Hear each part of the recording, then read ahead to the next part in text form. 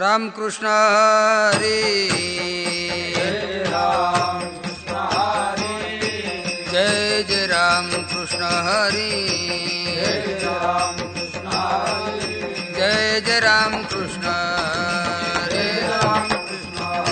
जय जय रामकृष्ण हरी जय जय रामकृष्ण हरी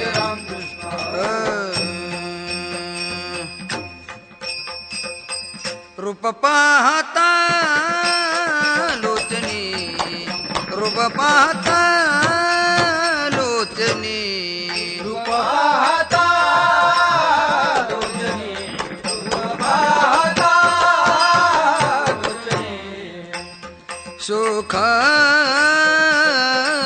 झाले वो साजनी सुख झाले वो सुख झाले वो साजनी तो हा विठ्ठल बरवा तो हा विठ्ठल बरवा सुख झाले वो साजनी सुख झाले वो सुख झाले वो साजनी तो हा विठ्ठल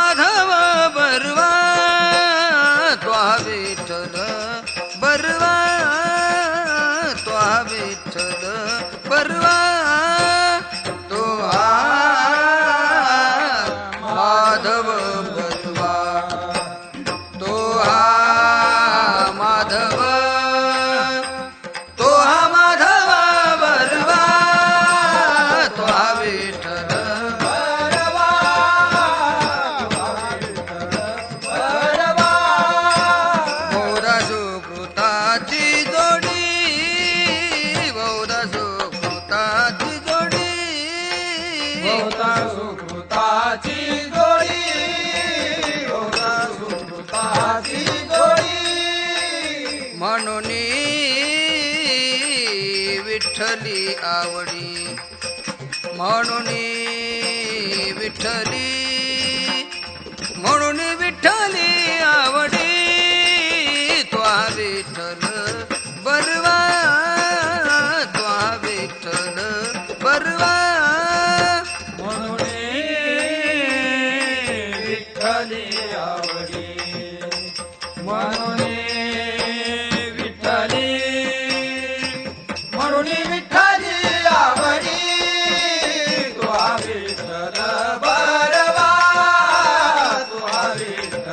बरवा तो माधव बरवा तो माधव तो माधव बरवा तो विठ्ठल बरवा तो विठ्ठल बरवा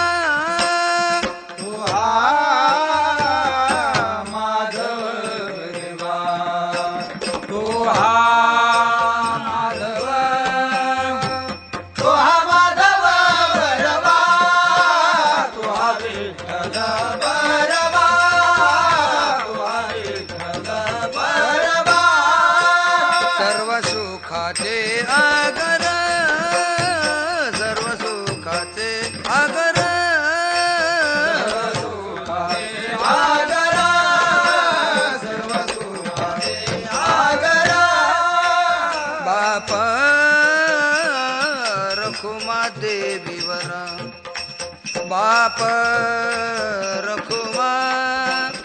बाप रखुमा देवीवर त्वा विठ्ठल बरवा त्वा विठ्ठल बरवा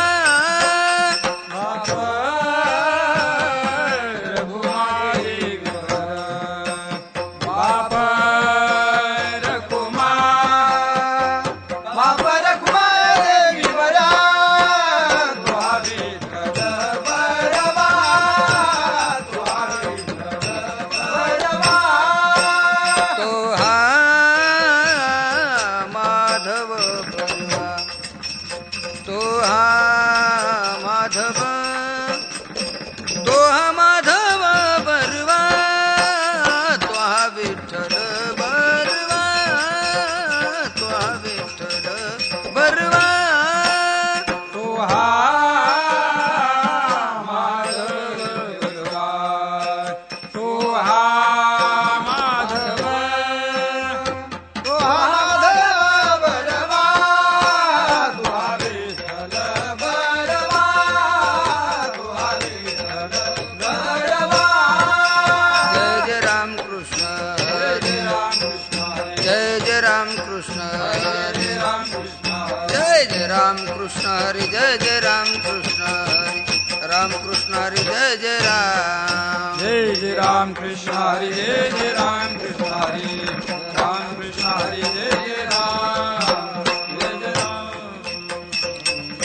बंधनाचा तोडू फासा देऊ आशा टाकुनी देऊ आशा टाकुनी देऊ आशा टाकुनी बंधनाचा तोडू फासा देऊ आशा टाकोनी देऊ आशा टाकोनी देऊ आशा टाकोनी नाही तेच घेता श्री नाही त्याची घेता नाही तेच घेता श्री नाही त्याची घेता नाही तेच घेता श्री होईल दूर निज पंथ होईल दूर निज पंथ होईल दूर निज पंथ नाही त्याची घेता श्री होईल दुरी निज पंथ होईल दुरी निज पंथ होईल दुरी निज पंथ नाथिलेची माझे तुझे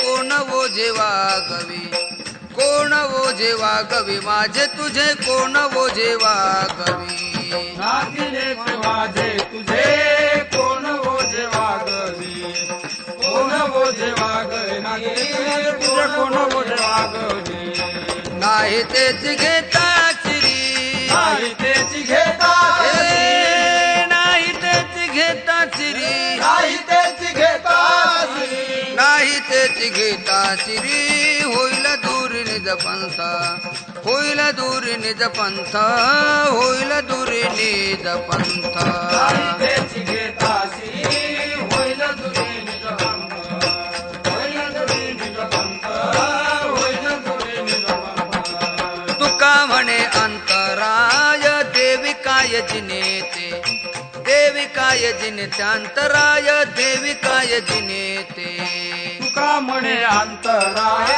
देव काय जिनेते देवी काय जिनेते देवी काय जिनेते नाही तेच घेता श्री नाही त्याची घेता नाही तेच घेता श्री नाही त्याची घेता श्री नाही तेच घेता श्री होईल दूर निज पंथ होईल दूर निज पंथ होईल दूर निज पंथ नाही त्याची घेता श्री होईल दुरी निरबंध होईल दुरी निरबंध होईल दुरी निरबंध ढोबा रखुमाई हो बालकुमारी जय देव ढोबा रखुमाई जय देव ढोबा रखुमाई जय देव ढोबा रखुमाई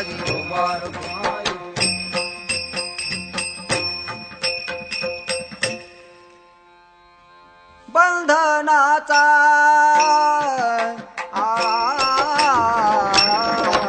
बंधनाचा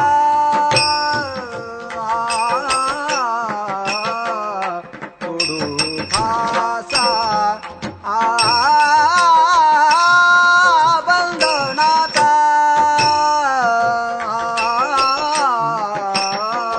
बंधनाचा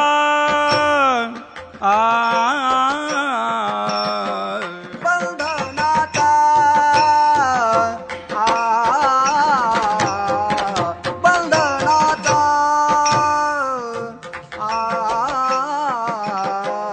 तोडू फासा बंधनाचा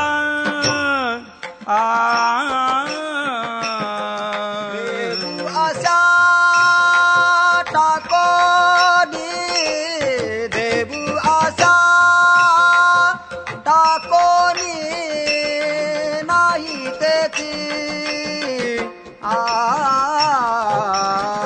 नाही त्याची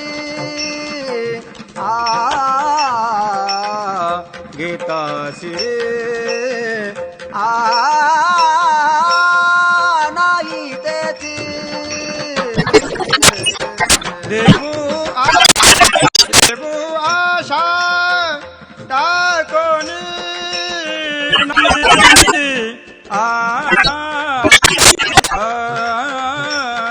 गीता श्री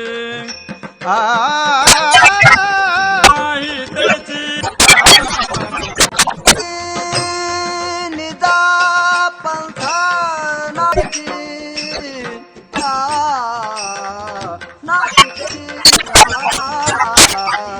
घेता श्री आई तेरी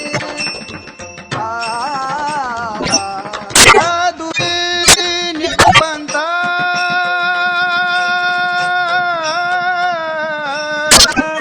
तुरे पंथ होय रे निज पंथ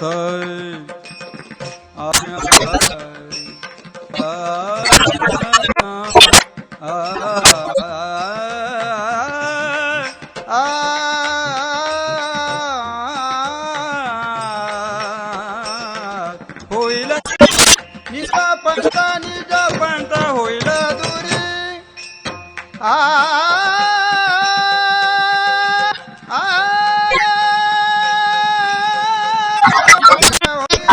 निज पंथ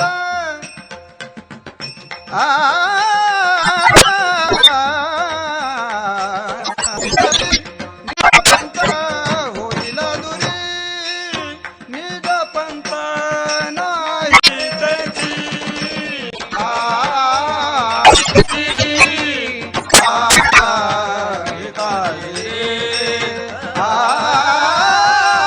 नाही त्याची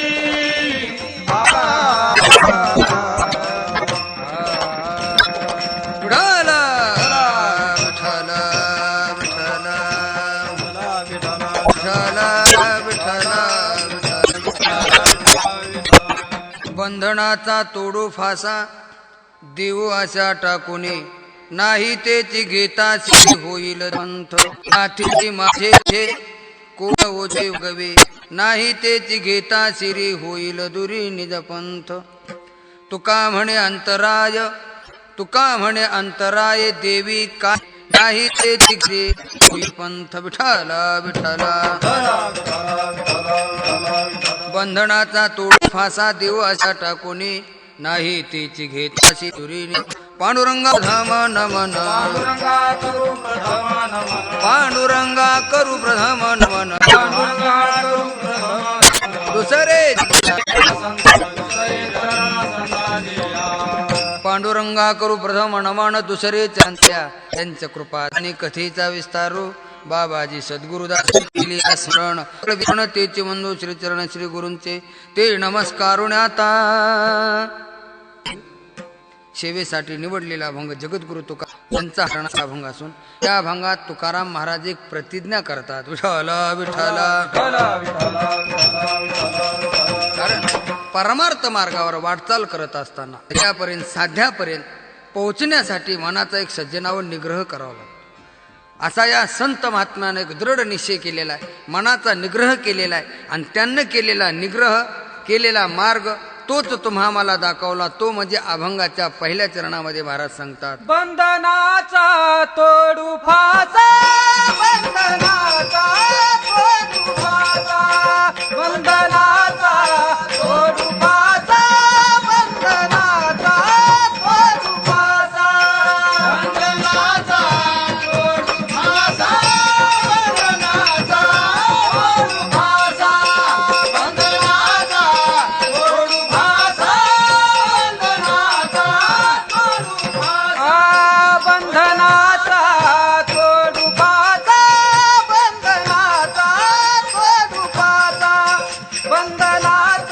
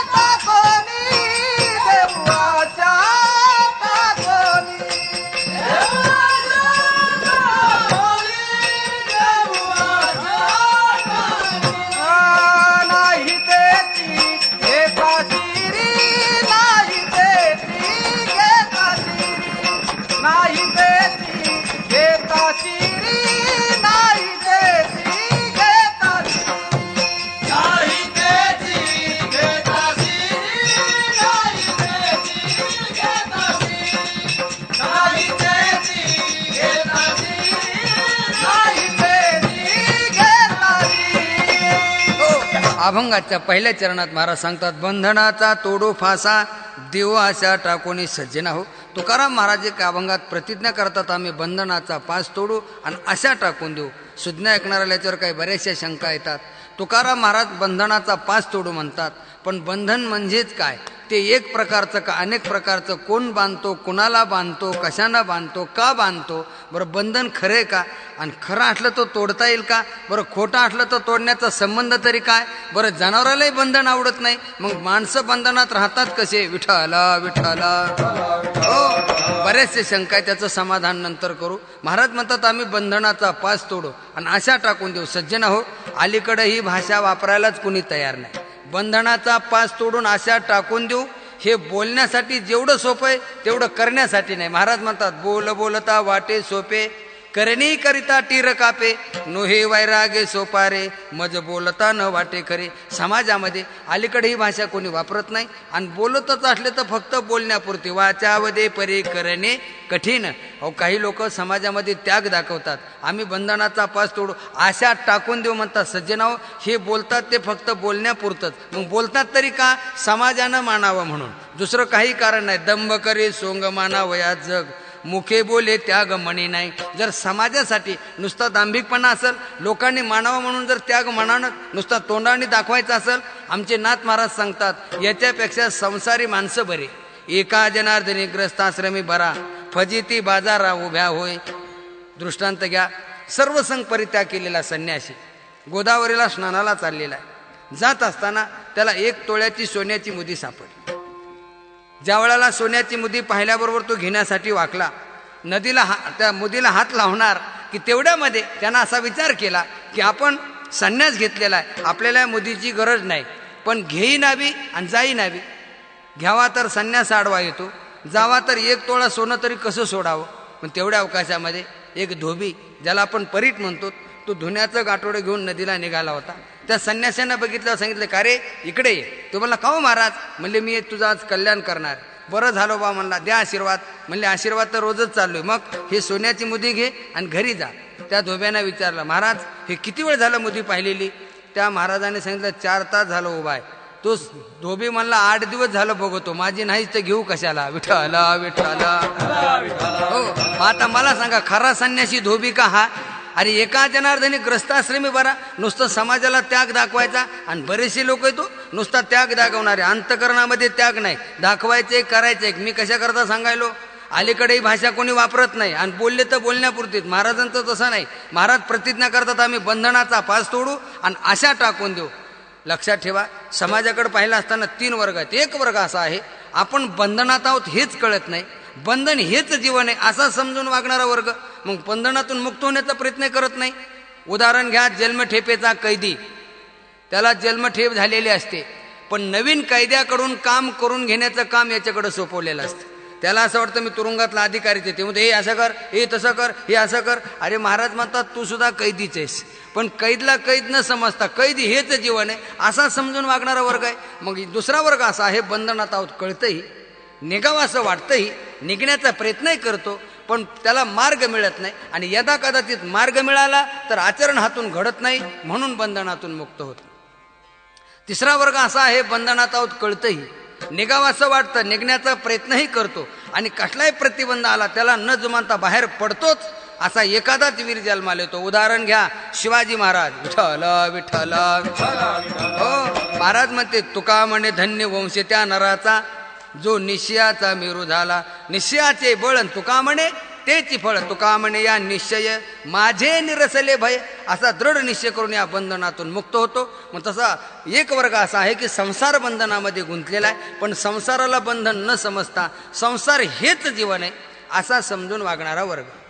तुमची आमची गोष्ट सोडा, तुम्ही आम्ही सामान्य माणसं आहेत, पण चांगले चांगले शास्त्रकार म्हणून घेणारे लोक सुद्धा संसार करणं हे पुरुषार्थ समजतात. विठ्ठल विठ्ठल. हो, मग दुसरा एक वर्ग असा आहे, संतांच्या संगतीमध्ये शास्त्राच्या द्वारा आपण बंधनात आहोत हे कळतं, निघावं असं वाटतं, निघण्याचा प्रयत्न करतो, त्याला कसलाही प्रतिबंध आला त्याला न जुमानता बाहेर पडतोच. असा एखादा वीर जन्माला येतो. तुकाराम महाराज म्हणतात, तुका म्हणे शूर झालो अवघ्या आलो बाहेरा. किंवा सज्जना हो, महात्मे परमार्थामध्ये प्रयत्नवादी असतात.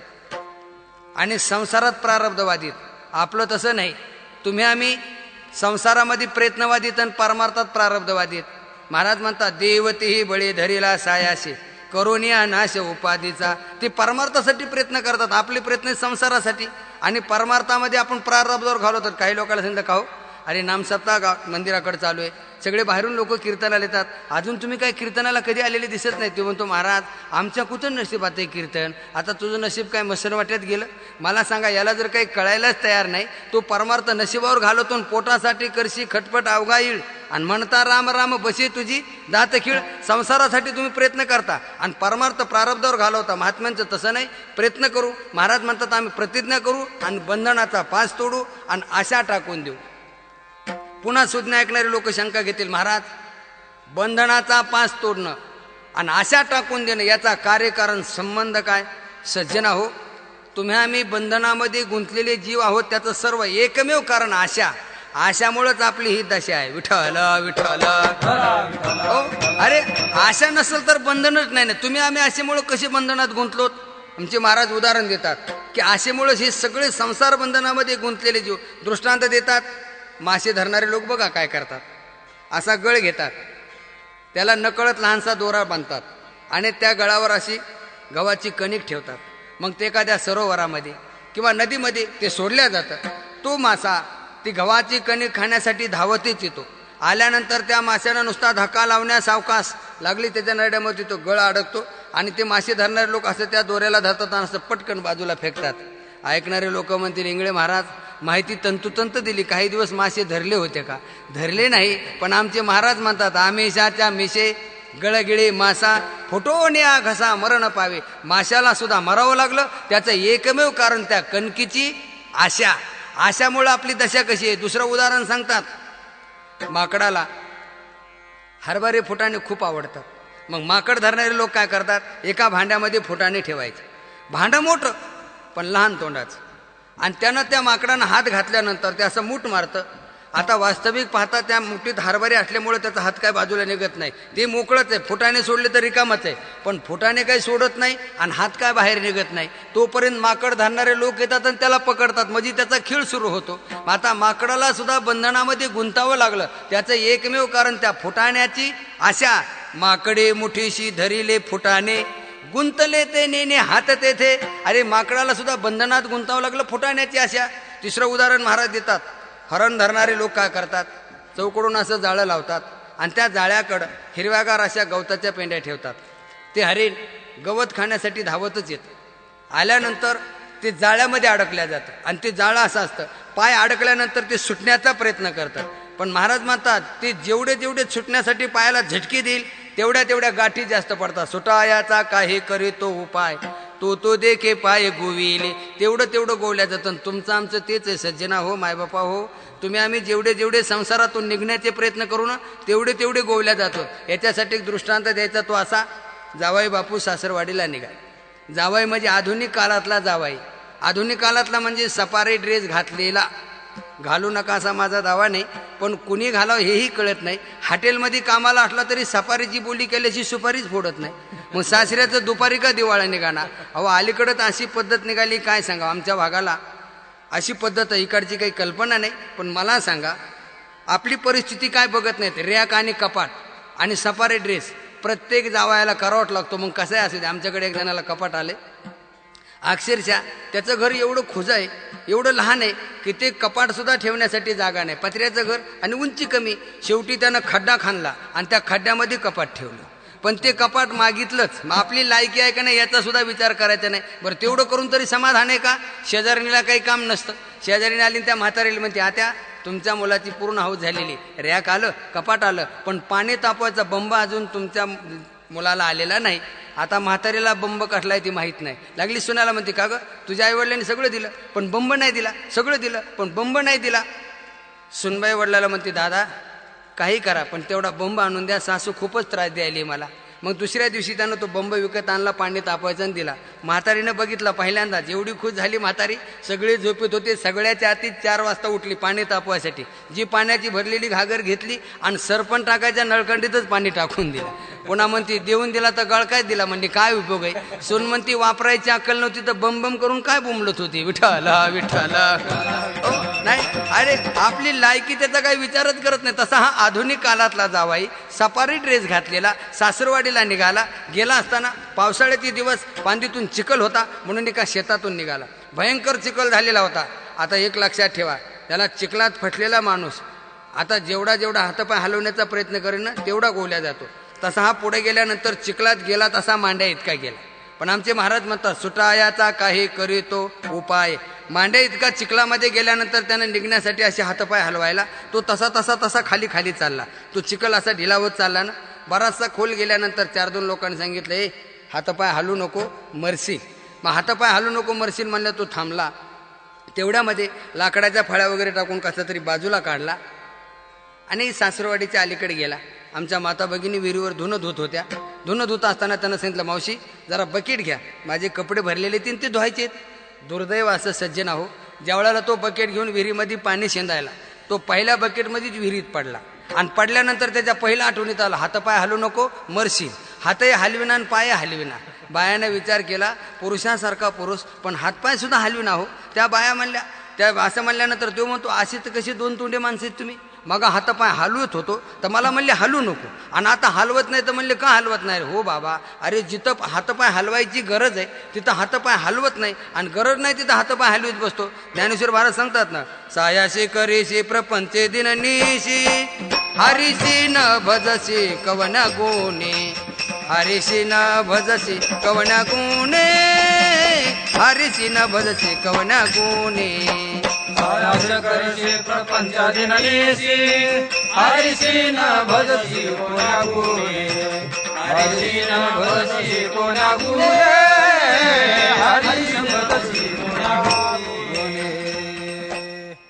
विठ्ठला विठ्ठला विठ्ठला विठ्ठला विठ्ठला विठ्ठला. हो सायाशी करीशी प्रपंचे दिननिशी हरिशी न भजशी कवण्या गुणे. अरे जिथं सायास करायची गरज आहे तिथं सायास करत नाही, गरज नाही तिथं सायास करतात. म्हणून जसं तो माणूस चिखलामध्ये फटलेला जेवढे जेवढे हातपाय हलवतो तेवढा चिखलामध्ये गोवल्या जातो, तसं ते हरिण जाळ्यामध्ये अडकल्यानंतर जेवढे जेवढे झटके देईल तेवढा तेवढा तो गोवल्या जातो. मग सज्जनाहो हरणाला सुद्धा मरावं लागलं. त्याचं एकमेव कारण त्या गवताची आशा. मग आशेमुळेच बंधन आहे ना. म्हणून महाराज प्रतिज्ञा करतात बंधनाचा तोडू फासा देव आशा टाकुनी. आशेमुळे दुःख भोगावं लागतं. जैसे आशा दुखाते व्याली निंदा दुरिते. आशेपाशी नाही सुख आशेपाशी परम दुःख. आशा सर्वाशी बाधक मुख्य दोष त्याशा. वावगा हा धंदा आशा वाढविते बांधून या देती यमाहाती. सज्जन आहो आशेमुळे तुम्हाला आम्हाला बंधनामध्ये गुंतावं लागतं. आशा संपली की संपली. महाराज म्हणते तुका म्हणे आम्ही देवाहुनी बळी आणि झालो ते निराळी ठेवून आशा. आशा गेली की देवापेक्षा बलवान आणि आशा असली म्हणजे आशेपाशी गुंतला गळान तेने कळाही न पावलो. म्हणून महाराज प्रतिज्ञा करतात की हे आम्ही या बंधनाचा पास तोडू आणि आशा टाकून देऊ. मग बंधनाचा तोडू फासा देऊ आशा टाकून.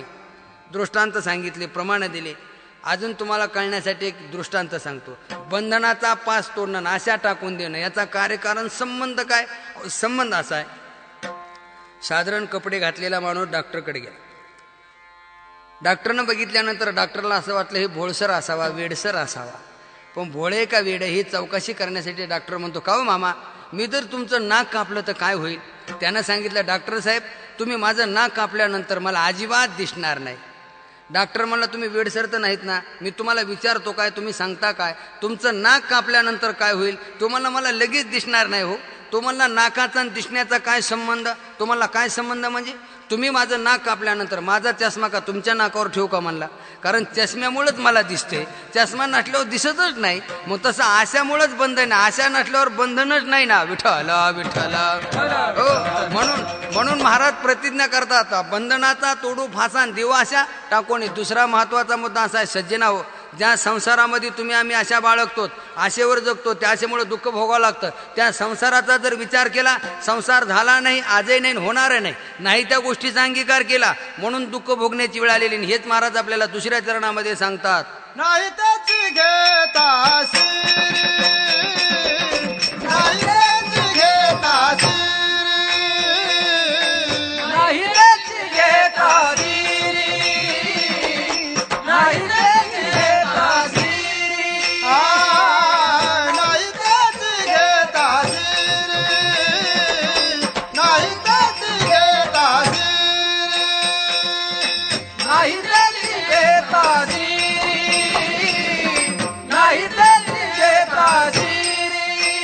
होईल दुरी निज पंथ होईल दुरी निज पंथ नाही त्याची घेता शिरी नाही त्याची घेता शिरी होईल दुरी निज पंथ होईल दुरी निज पंथ नाही त्याची घेता शिरी नाही त्याची घेता शिरी अभंगाच्या दुसऱ्या चरणात महाराज सांगतात, सज्जनावर ज्या संसारामध्ये तुम्ही आम्ही आशा बाळगतो त्या संसाराचा जर विचार केला, संसार झाला नाही, आजही नाही आणि होणार नाही, अजातवादाच्या दृष्टिकोनातून विचार केला, हा अजातवाद किती लोकांना पटणार आहे? महाराज म्हणतात, प्रपंच एक झाला होता हितव समळ मिथ्या वार्ता, पुढे होईल मागुता कदा कल्पांती घडेना, न झाला प्रपंच हे परब्रह्म. सज्जना हो, संसार झाला नाही, आजही नाही आणि होणारही नाही, मग नाही त्या गोष्टीचा अंगीकार केला म्हणून दुःख भोगण्याची वेळ आलेली. ऐकणारे म्हणतील, महाराज संसार नाही ते दिसतो कसा? मग दिसतो तर नाही कसा? तुमचं आमचं सोडा हो. भगवंताला उद्धवांनी शंका विचारली, हे देवा, हे भगवान, येथ भवबंधन ऋषिकेशी तरी सांग बाधक कवनाशी, जरी तू संसार होती नाही मनसी प्रत्यक्ष जीवाशी जडला असे. हे देवा, तुम्ही संसार नाही म्हणता आणि प्रत्येकाच्या ठिकाणी जडलेले, याचं काय करायचं? मग नाही कसा? नाही तो दिसतो कसा? सज्जना हो, नाही या शब्दाचा अर्थ नाही म्हणजे तो खरा नाही, खोटा आहे. विठ्ठल विठ्ठल. हो, ऐकणारे लोक म्हणतील, महाराज संसार जर खोटा असेल, आता मग खोटा असलेला संसार दुःख कसा देईल? त्याचं दुःख भोगण्याचं काय कारण आहे? लक्षात ठेवा सज्जना हो, खोटं आहे पण हे आपल्याला खरं वाटतं म्हणून दुःख देते. नाही झाला हे खरं आहे, पण नाही त्या गोष्टीचा अंगीकार केला म्हणून भगवंत दुरावलेला आहे, म्हणून दुःख भोगण्याची वेळ आलेली. सांगा, संसाराचा जर आपण विचार केला, नाही म्हणजे तो खरा नाही. बरं, संसार आपल्याला सांगता येईल, काळा आहे, गोरा आहे, उंच आहे, खुजा आहे, त्याचा आकार कसा आहे? अहो, आकारच नाही. ज्या संसाराला आकार नाही त्याला आपण नाव दिलेलं आहे. रूप नाही त्याशी ठेविली नाम, लटिकाची भ्रम वाढविला. संसाराला आकार नाही, नाही त्या गोष्टीचा आपण अंगीकार केला म्हणून दुःख भोगण्याची वेळ आली. आणि खरंच आहे, नाही म्हणूनच संसारामध्ये हाल आहेत. संसार असतात आपल्याला दुःख भोगण्याची वेळ आली नसती. नाही म्हणून हाल कसे? उदाहरण घ्या, दोघं नवरा बायको घरामध्ये बसले असताना बायको म्हणते, का हो, मी किती दिवस झालं तुम्हाला सांगते, आपल्या लेकरा बाळाला घरामध्ये दूध दुभतं नाही, एखादी म्हैस घेऊन या. अहो, शेजाऱ्याकडे दूध आणायला गेल्यानंतर 1 रुपयाला 1 कप देते, तेही निम्म दूध निम्म पाणी. बोलायला जाऊ तर दुसऱ्या दिवशी तेही देत नाही. मग तुम्हाला एखादी म्हैस गाय घेऊन यावून ती इतक्या दिवसापासून सांगते तरी तुम्हाला अक्कलच नाही हो. लईच बोलली म्हणला, आज माझी अक्कलच काढली ना, आज म्हैसच आणीन तर तोंड दाखवीन म्हणला. प्रतिज्ञाच केली आणि गेला गावात. 10% पैसे काढतो म्हणला, 15% पैसे काढतो. पण गावात त्याचं क्रेडिट चांगलं असल्यामुळं त्याला 5 पैसे कुणी दिले नाही. जाऊ द्या म्हणला, आमचं गावच आटले, काय करायचंय म्हणला, बाजारात जाऊन उधार आणतो मला विकत. आता मला सांगा, ज्याला गावात कोणी पैसे दिले नाही त्याला बाजारात तरी उधार मै दिली असेल का? अहो, तसंच बिना म्हशीचं माघारी आलं.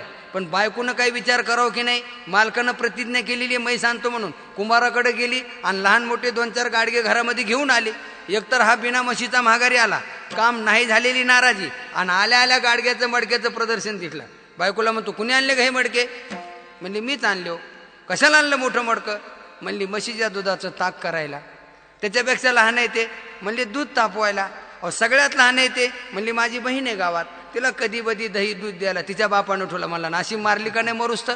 म्हशीला खर्च आम्ही करणार, पैसे आम्ही खर्च करणार, अजिबात दूध देऊ देणार नाही. तिनं सांगितलं देणार मध्ये देणार. एवढी मरूस तर बायको मारली. एका शेजारीनं बघितलं, शेजारीनं आली, काही विचार न करता एक त्याच्या गालामध्ये ठोका दिला. तो म्हणला, हो आजी, का मारलं मला? लाज वाटत नाही तुला का मारलं म्हणाला? तुझ्या म्हशीनं माझ्या मळ्यातला 4 वाफे घास खाल्ला. ती म्हणला, म्हैसच नाही, तुझा घास तरी कवा खाल्ला? म्हणजे म्हैस नाही, मग बायकोला का मारितो म्हणली उगाची उगाच. आता मला सांगा, म्हैस होती म्हणून झगडे झाले का नव्हती म्हणून? अहो, नव्हती म्हणूनच आज तिथं त्रासही झाला नसता. आणि नाही त्या गोष्टीचा अंगीकार केला म्हणून दुःख भोगायची वेळ आलेली. सज्जना हो, संसार नाही म्हणजे खरा नाही, खोटा आहे, आणि खोटा खरा वाटतो म्हणून पीडा देतोय. किती दृष्टांत सांगू तुम्हाला. एका आमच्या वारकऱ्याच्या पत्नीनं श्रीमंताच्या बायकोकडे बघितलं. ती बाई रस्त्यानं चालली होती, तिच्या गळ्यामध्ये सज्जनाव एवढं सोनं होतं भरपूर, सगळ्या प्रकारचे दागिने. अंदाजा 10-20 ग्राम 50 ग्राम पाव किलो काय असेल ते, काय आपल्याला तोंडाने म्हणाले तरी काय बिघडले. नाही तर आमच्या वारकऱ्याच्या बायकाला एवढं सोनं आपल्याला कधी मिळायचं. आपल्या बायका पिवळ्या बघायच्या म्हणजे कावीळ झाल्यावरच, विठ्ठल विठ्ठल. हो, मग आता एवढं सोनं बघितलं, त्या बाईनं असा विचार केला की देवा इतकं सोनं मला कधी मिळणार, माझा गळा असा पिवळा कधी दिसणार. तिनं काही न विचार करता जनरल स्टोअरच्या दुकानावर गेली आणि नकली दागिने असतात ना, पिवळे दिसतात सोन्यासारखे, 100 रुपयामध्ये सगळे अलंकार घेऊन आली आणि गळ्यामध्ये घातले आणि रोडनं फिरायला लागली. 4-2 चोराईनं बघितलं, मुलखाची गरिबीची, आणि एवढं सोनं गळ्यामध्ये घातलंय, 2च दिवसात हे सोनं न्यायचं. आता ती लांबून पिवळं म्हणजे फार सोन्यासारखंच दिसतं. ज्यावेळेला 2 दिवस थांबले तिच्या घरामध्ये घुसले, सज्जन हो ते सोनं ओढून घ्यायला सुरुवात केली. ते नकली असताना सुद्धा सोडायला लवकर तयार नाही, अशी मरुस्तर मारली. तिला भयंकर मारल्यानंतर नाविलाज झाला, सगळं सोनं घेऊन ते निघाले. मग दारात गेल्यानंतर तिनं गप्प बसावं ना, चोराला म्हणती जा घेऊन जायचं तर जा, सगळं मिळून 100 रुपयाचं नाही. चोर म्हणल्या नकली दागिने अंगावर घातले होते, पुन्हा महागारी आल्यावर तर अशी मरुस्तर मारली म्हणताना फसवते आम्हाला, नकली दागिने घालते. एवढी मारल्यावर ती पुन्हा म्हणते किती हाना, माझा नवरा याच्यापेक्षा मला रोज जास्त हाणतो, काही सुद्धा वाटत नाही. विठ्ठल विठ्ठल.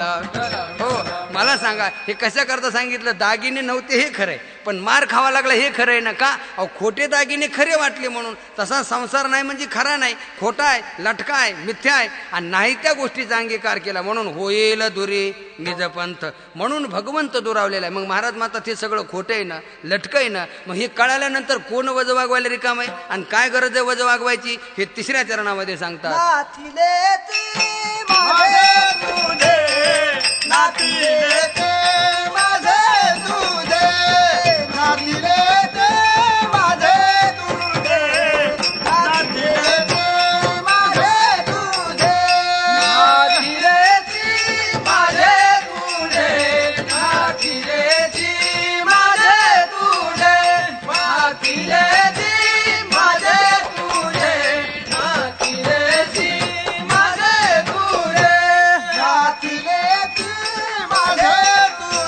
नाथिले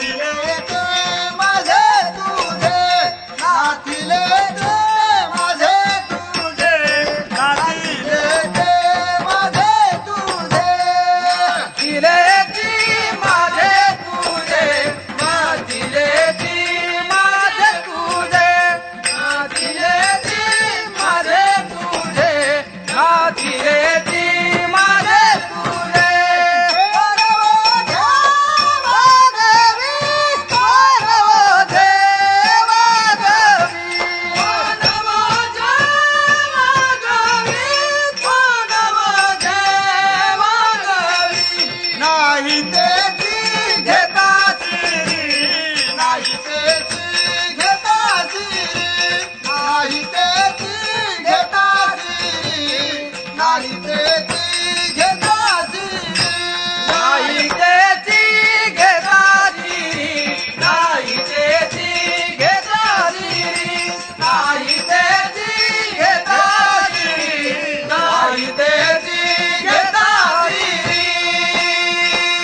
अभंगाच्या 3ऱ्या चरणामध्ये सांगतात, नाथिलेची माझे तुझे कोण ओझे वागवे सज्जनाव. नाथिले म्हणजे खोटं आहे, हे माझं तुझं सगळं खोटं आहे, आणि हे खोटं आहे हे कळाल्यानंतर तरी कोण ओझे वागवी, आणि काय गरज वजं वागवायची. लक्षात ठेवा सज्जनाव, खोट्या त्या गोष्टीचा आपण अंगीकार केला, त्याचं ओझं वागवलं, म्हणून महाराज म्हणतात भगवंत दुरावलेला आहे. म्हणून दुःख भोगण्याची वेळेला फक्त माझं तुझं घालवा. माझं म्हणलं की दुःख आलं. वास्तविक पाहता आपला जर मुळात विचार केला, मुक्त होता परे बळे झाला बद्ध, घेऊन या छंद माझे माझे, देवती बरे देवती बरे. आणि तुका म्हणे खरे तुम्ही आम्ही मुक्त अवस्थेतले माणसं, पण या देहाला या देहासंबंधिताला माझं म्हणलोत म्हणून दुःख भोगण्याची वेळ आली. महाराज म्हणते ते खोटं आहे ना सगळं. मग माझं तुझं घालवा ना. जर भगवत प्राप्ती करून घ्यायची असेल तर मी माझ्या आणि तुझे न धरी टाकी परते ओझे. आणि आपण माझ्या तुझ्यामुळं संसारामध्ये गुंतल्या गेलोत, दुसऱ्याचं वजं आपल्या डोक्यावर घेतलं. संसार करणं हे प्रकृतीचं काम आहे, आत्म्याचं नाही. पण आत्म्यानं त्या प्रकृतीचा संसार, त्याचा अहंकार धारण केला म्हणून दुःख भोगण्याची वेळ आलेली. ज्ञानेश्वर महाराज सांगतात ना, देखे पुढीलाचे ओझे आणि आपल्या माथा घेईजे. लक्षात ठेवा, याच्यासाठी दृष्टांत सांगतो. दुसऱ्याचं वजं आपल्या डोक्यावर घेतलं म्हणून दुःख भोगण्याची वेळ कशी आली, कल्पना करा. एक माणूस आपल्या बहिणीला भेटण्यासाठी कारागृहामध्ये गेला. तो कारागृहाचा जो मालक असतो, ज्याचीच पोस्ट असते त्याला दिलेली होती. आता तो 1 महिना 2 महिने 4 महिने थांबला.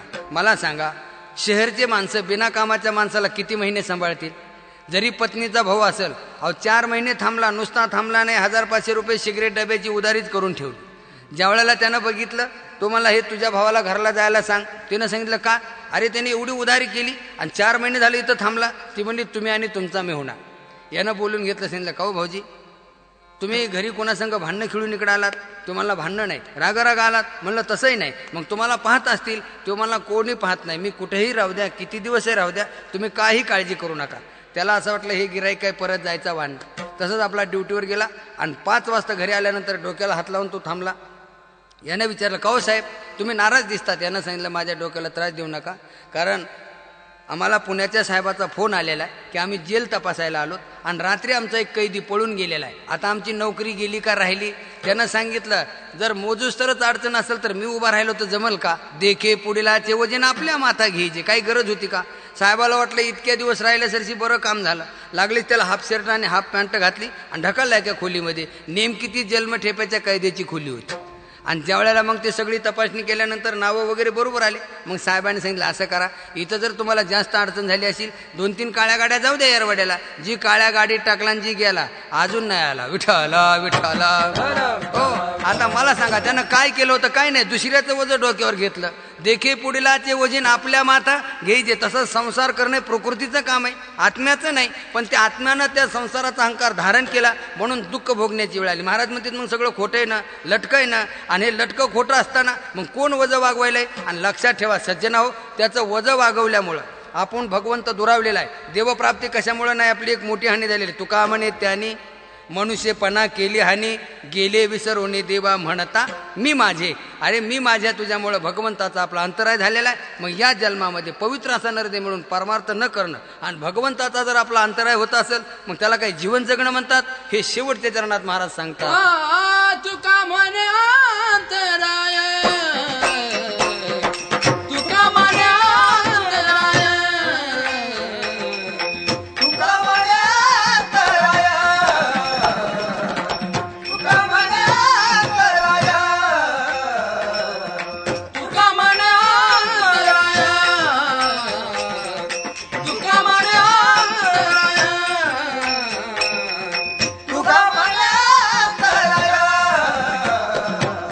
तुका म्हणे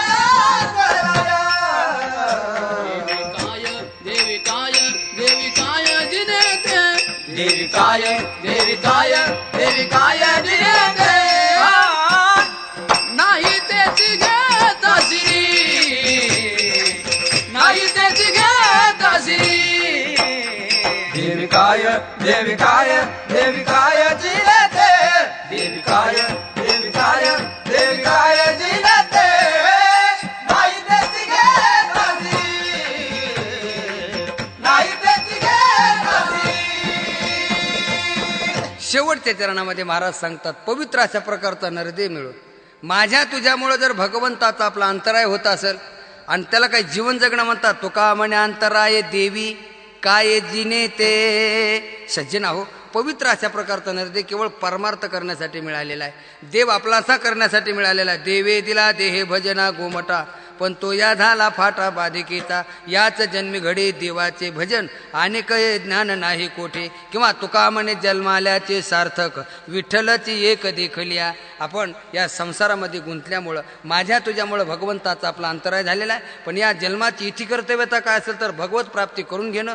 सज्जनाव, भगवत प्राप्तीसाठीच भगवंताने हा नरदेह दिलेला आहे. नाथ महाराज भागवतामध्ये उत्कृष्ट वर्णन करतात.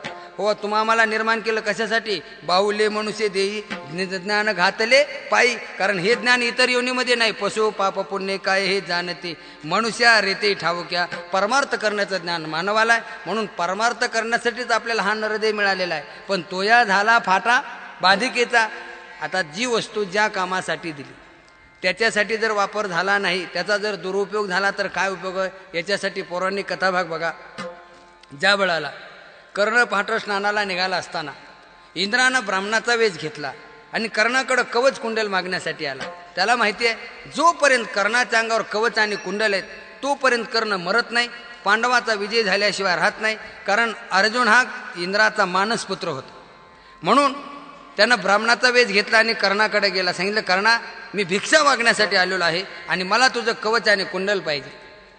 सज्जना हो, ज्या कवच कुंडलावर स्वतःचं जीवन आयुष्य त्याचा काही न विचार करता त्यानं ते कवच कुंडल काढले आणि ब्राह्मणाला दान केले. दान दिल्यानंतर इंद्र प्रसन्न झाला. सांगितलं, कर्णा, मी तुझ्यावर प्रसन्न झालेलो, तुला काय पाहिजे असेल तर माग. तो म्हणला, काय पाहिजे मला? माझ्याकडे काय उणीव आहे?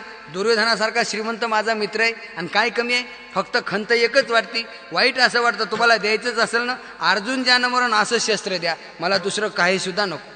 इंद्रानं विचार केला, अर्जुनाला वाचवण्यासाठी सगळे प्रयत्न केलेत आणि अर्जुन मारण्यासाठी शस्त्र द्यायचं तर काय उपयोग आहे? पण माग म्हणला होता, त्याच्यामुळे विलाज नाही. त्यानं सांगितलं, हे पा कर्णा, तुला शस्त्र देतो, पण त्या शस्त्राचा तुला एकच वेळाला वापर करता येईल, दुसऱ्यांदा उपयोग होणार नाही.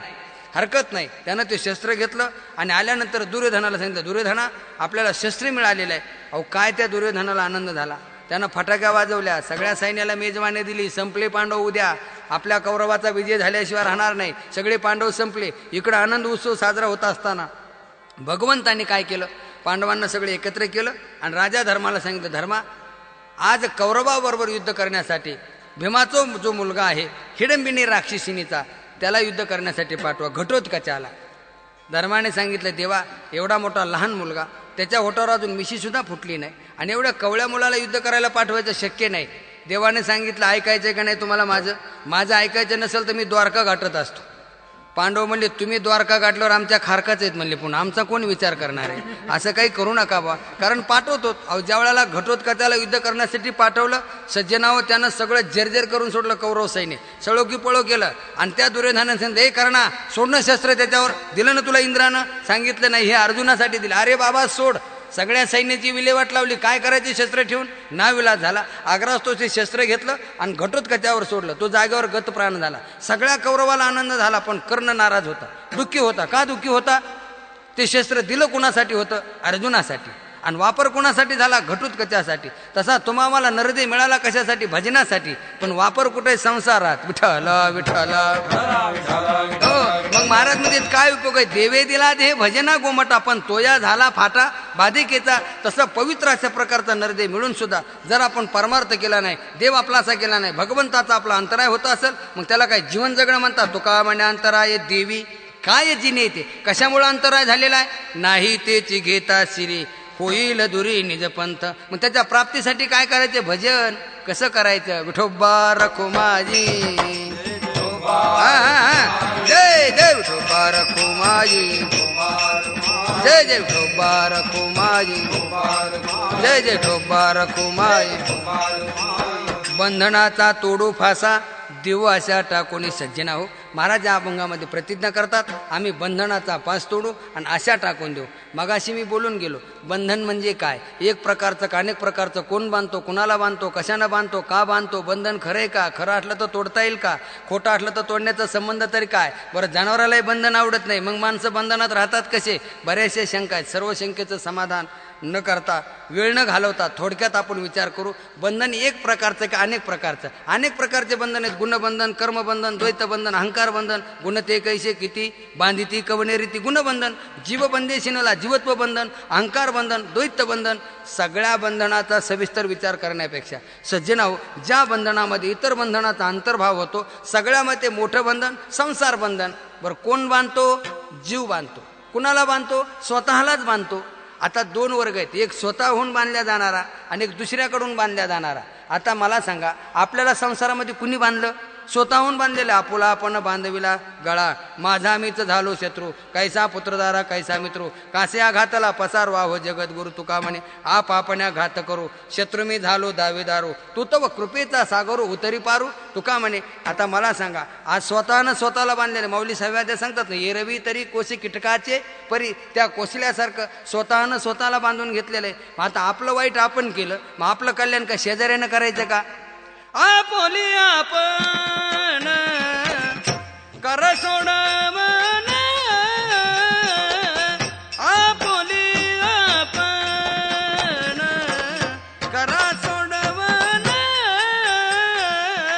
आपुली आपण कर सोडवण,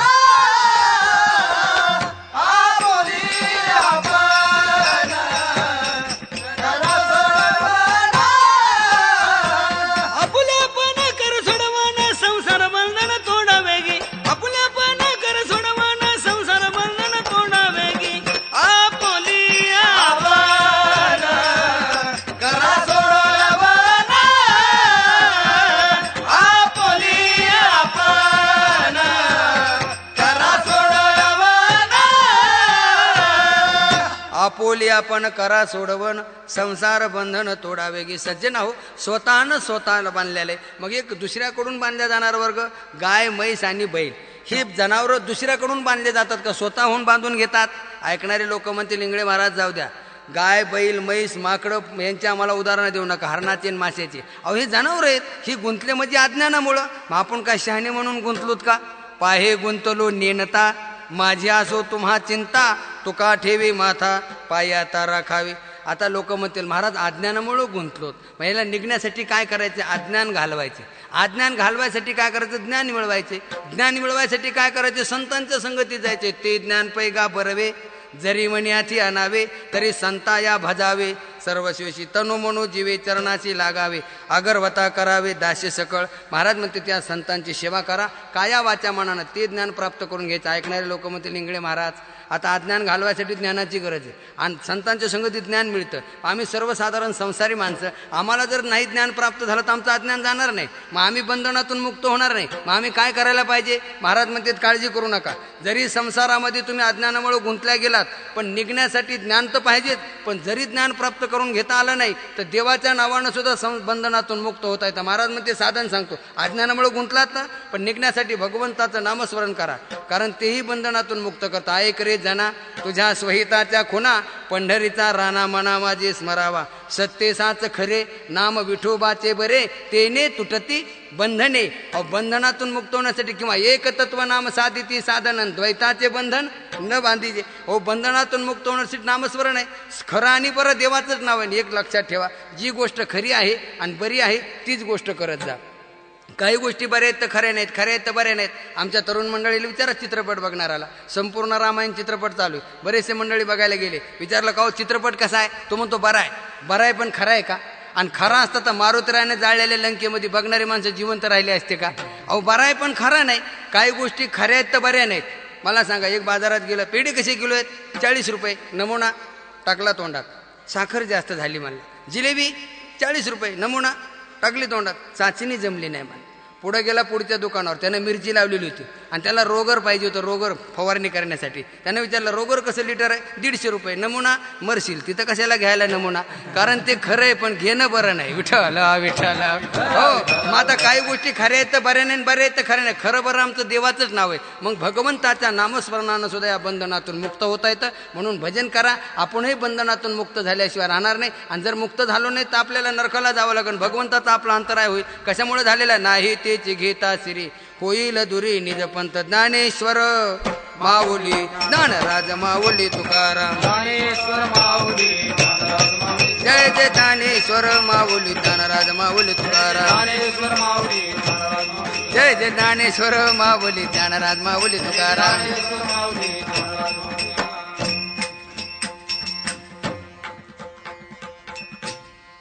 तुका म्हणे अंतराय,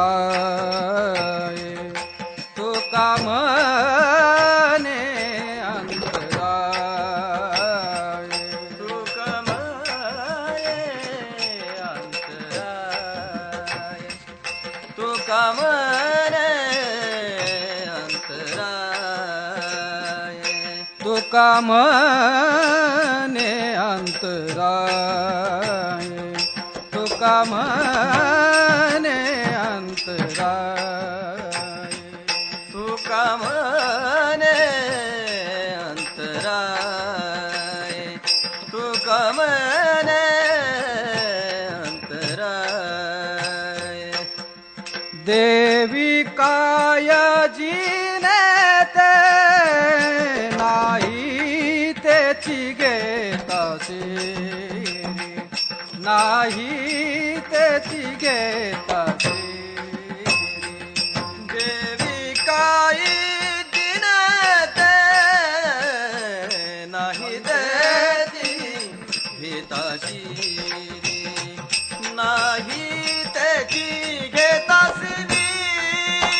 होईल दुरी निजा पंथ, आ आ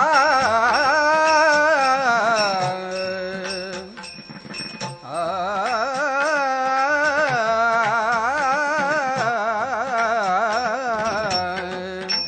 आ